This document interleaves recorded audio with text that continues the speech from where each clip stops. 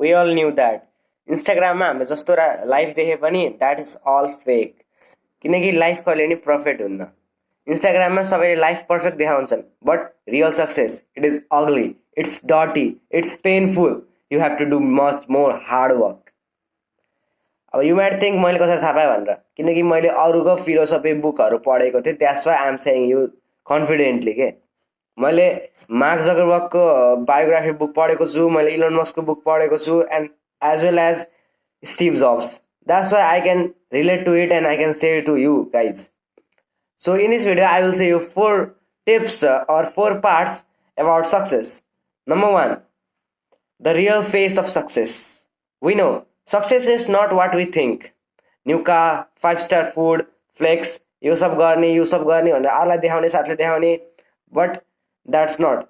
Success भनेको हामी भित्रको इमोसन हो।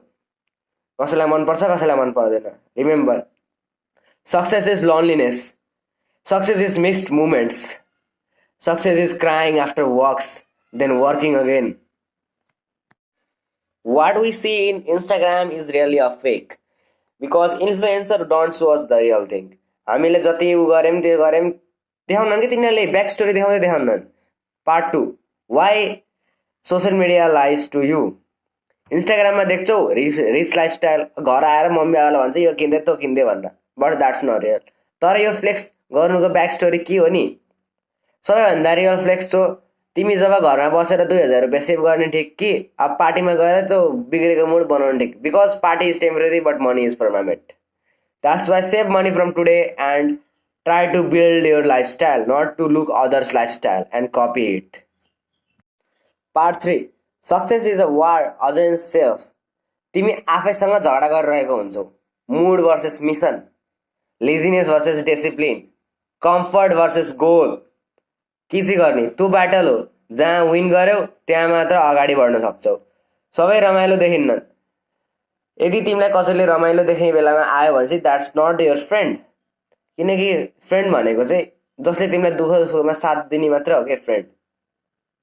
अब खुसीको बेलामा त तिमीलाई हजारौँ मान्छे आउला नि त, बट जब तिमी really a kind of worship हुन्छ नि, आर्स साथी बिनाको सँग मुमेन्ट हुन्छ नि, त्यो मुमेन्टमा कोही आउनेवाला छैन के। जो आउँछ नि द्याट्स योर रियल फ्रेन्ड। त्यो नै सक्सेसको डिएनए हो। It's like working when everybody is sleeping.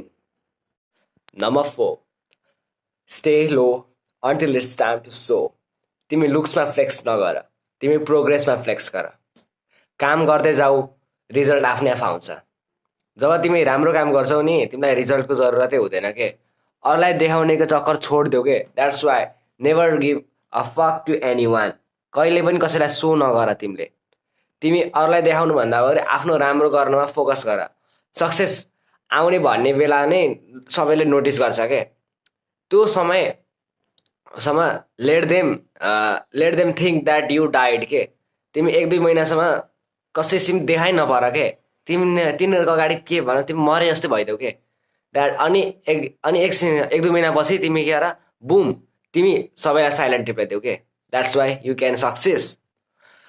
अनि make them feel you die until you win. Real success सबैलाई देखाउने फ्लेक्स होइन, यो सबैभन्दा र पेनफुल लोनलीनेस प्रोग्रेस हो।